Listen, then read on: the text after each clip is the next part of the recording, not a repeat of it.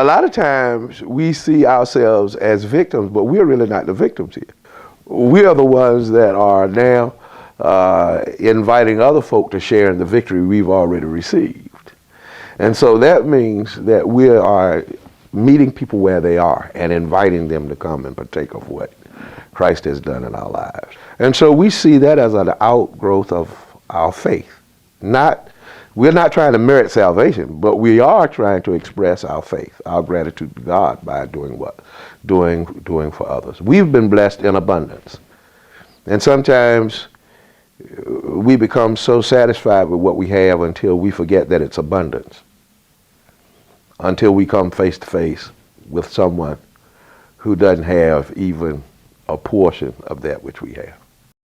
I started this report by saying that, like most people, I thought I knew a lot about hunger. I knew it was a problem, but somehow I wanted to believe it was under control, that the government took care of hungry people, especially seniors.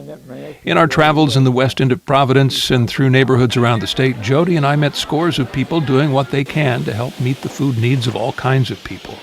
In short, we found government doing what it can with the funds that it has. We met people who don't work for the government but use government money along with private donations to feed hungry seniors.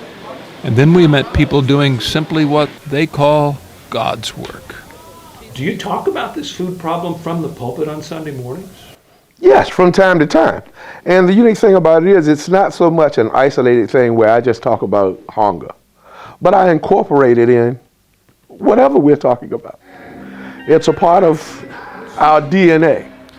I think it's pretty much commonly accepted that the Old Testament teaches that God identifies with the poor.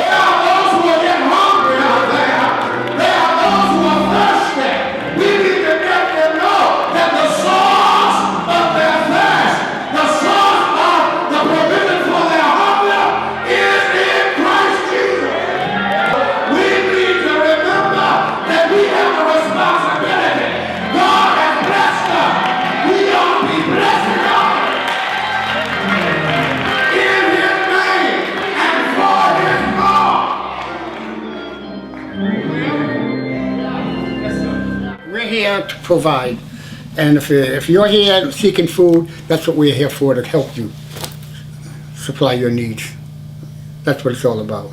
We're doing the work that Jesus Christ has asked us to do as a follower of Him, as a believer of Him, to serve the people, serve the needs. That's what we're here for. Lots of faith-based organizations are really stepping up to the plate in terms of helping those who are struggling, who are in need, who have no place to live, all over. I mean, I was at St. Gregory's Church in Warwick, and they help us. They have a food pantry for us, and they are very kind to us. And she told me of how many families came to them, didn't have any food for Christmas. Immaculate Conception, St. Augustine's. I mean, these are churches who have been around forever, and they're seeing the need more than ever, than they've ever seen. I think for us at Mary House, we're blessed because we're known. And I think that's what makes us. So we have people coming from Woonsocket, Central Falls. They come from all over. Places of worship are all in when it comes to reducing hunger. And more than one person we met told us that their motivation was spiritual. Our Meals on Wheels driver, Donald Lincoln, talked about an on-and-off connection to the religion his mother raised him on. But he calls his daily visits with seniors food for the soul, and something that makes him feel complete. I don't consider this a job. Because I like doing what I do. I like riding around anyway, so this helps me get around and just see people.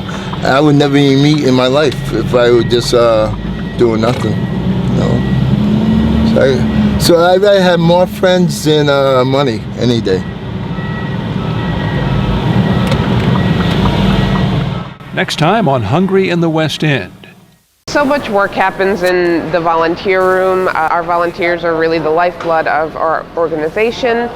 Without them, we really couldn't get all the work done that we get done. You can learn more, read Jody McPhillip's stories, and watch extended interviews and other videos, including a conversation with the Reverend Carl Balark at aarp.org/ri.